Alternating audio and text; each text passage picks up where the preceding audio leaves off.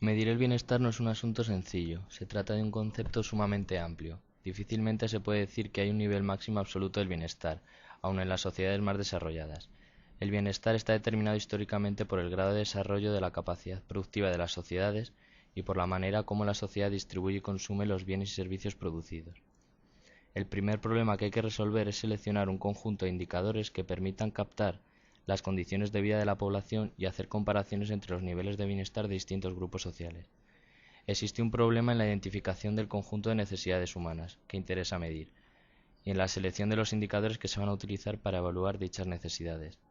El segundo problema que se debe resolver es el de la agregación, es decir, una vez que se ha decidido cuáles son los indicadores que se van a utilizar para cuantificar el bienestar, hay que encontrar una manera de integrarlos en un solo índice que permita representar, de manera sintética, la evolución de las condiciones de vida de la población y hacer comparaciones regionales o por grupos de población. El desarrollo económico se identifica con la mejora en la disposición de productos tanto para el consumo como para la producción. Su medición se vinculará con la contabilidad nacional. A partir de ella, se acepta que el mejor indicador de la actividad productiva de una sociedad es su PIB. A efectos comparativos, es necesario relativizar el volumen del PIB con respecto a la población de ahí, que el PIB per cápita y su dinámica cuantitativa sean los indicadores sintéticos clásicos. Sin embargo, el desarrollo económico no se puede captar en sus rasgos esenciales en términos solo cuantitativos. A pesar de que el uso de indicadores cuantitativos permitan acercarse aproximadamente a las diferencias que se dan entre unos países y otros, estos instrumentos resultan muy útiles debido a que no captan lo esencial de los procesos dinámicos y los rasgos estructurales de las diferentes sociedades, debido a que a partir de unos datos resulta complejo y arriesgado hacer comparaciones internacionales. El hecho de que el PNB a precio constante presente debilidades como indicador económico se debe a que es incapaz de reflejar aspectos de la economía como los siguientes. Por un lado, el PNB a precio constante es incapaz de reflejar la distribución de la renta. Si la distribución es muy desigual, no se muestra la realidad y a nivel dinámico un crecimiento de la media no tiene por qué significar un aumento del bienestar. Por otro lado, tampoco se muestra el poder adquisitivo real de los ingresos, que para cuando se efectúan comparaciones internacionales se puede dar el caso de que ingresos iguales tengan en diferentes países diferente poder de compra. Esto es debido, entre otras razones, a gran parte del PIB no entra en el comercio mundial, y por tanto hay una serie de bienes y servicios cuyos precios no se determinan por la competitividad exterior.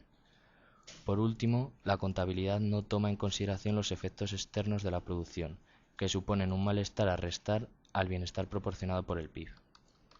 A estos problemas se une el hecho de que a pesar de que el PIB proporcione los medios que posee la población, no dice nada sobre el aprovechamiento efectivo para conseguir el bienestar. Para tratar de aportar un poco más de luz sobre los temas abordados anteriormente, vamos a traducir los datos en cifras, tomando como referencia el ingreso nacional bruto per cápita y el PNB, expresado en la adición del PIB al saldo exterior de cada país, desde el año 2000 hasta el 2008. En primer lugar tenemos a España, con un ingreso nacional bruto per cápita ascendente, hasta el punto de ser prácticamente el doble en 2008 que en 2000, al igual que el PIB, con un saldo exterior positivo, pero no muy elevado, en tantos por ciento del PIB, lo que nos habla del bienestar económico existente en nuestro país hasta las últimas fechas del 2008. En la comparación entre Argentina y Angola, podemos observar las extremas diferencias que existen entre ellas, como que el menor ingreso nacional bruto per cápita argentino es superior al mayor angoleño. Con respecto al PIB, tampoco hay comparación posible, con lo que podemos deducir que el bienestar económico es mucho más elevado en el país sudamericano que en el surafricano. En último lugar, tenemos a Japón, con un ingreso nacional bruto per cápita superior al del resto, incluida España. Su PIB en billones de dólares es muy elevado, y su bienestar económico, por consiguiente, también. En este mapa se pueden observar las cifras de ingreso en las economías mundiales, apreciando las diferencias existentes entre países y entre continentes. El PIB no es la única forma de medir el bienestar en una sociedad. Veamos dos medidas que pueden servir como indicadores de bienestar en una economía: nivel de empleo y reducción del desempleo, y distribución uniforme del ingreso y reducción de la pobreza. La reducción del desempleo es una cuestión de difícil solución. Si vemos que la tecnología en muchas sociedades lleva a la eficiencia de la maquinaria y equipo, reduciendo los requerimientos de la participación humana en los procesos productivos, Esto ya señala un ambiente favorable al incremento del desempleo. La reducción del desempleo no depende en forma directamente proporcional del nivel del PIB. Por el contrario, los eventos que llevan a incrementar el PIB pueden estar asociados al incremento del desempleo.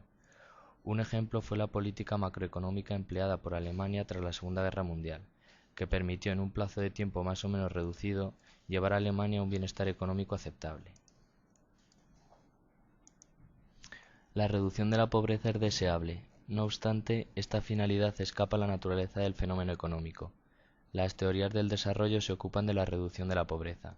En tal sentido, dos herramientas de análisis pueden ser utilizadas para el análisis del nivel de desigualdad en el ingreso. Estas herramientas son la curva de Lorenz y el coeficiente de Gini. La curva de Lorenz representa los diferentes niveles socioeconómicos repartidos en deciles, porciones demográficas del 10% de la población total, y el nivel de riqueza que estas personas alcanzan en la economía. La reducción de la pobreza es bastante menos simple que el incremento del PIB. De esta forma, esta medida alternativa del bienestar no ha logrado aún ser más importante que la correspondiente a la medición del PIB. La reducción de la pobreza es bastante menos simple que el incremento del PIB. De esta forma, esta medida alternativa del bienestar no ha logrado aún ser más importante que la correspondiente a la medición del PIB. Frente a estos indicadores cuantitativos y cualitativos se crea el índice de desarrollo humano, que ha resultado más enriquecedor. El informe del desarrollo humano insiste en sus sucesivas ediciones en definir el objeto básico del desarrollo como la aplicación de las opciones de que dispone el ser humano. El índice de bienestar económico sostenible, IBES, es un indicador económico alternativo que intenta reemplazar al PIB como indicador de bienestar social.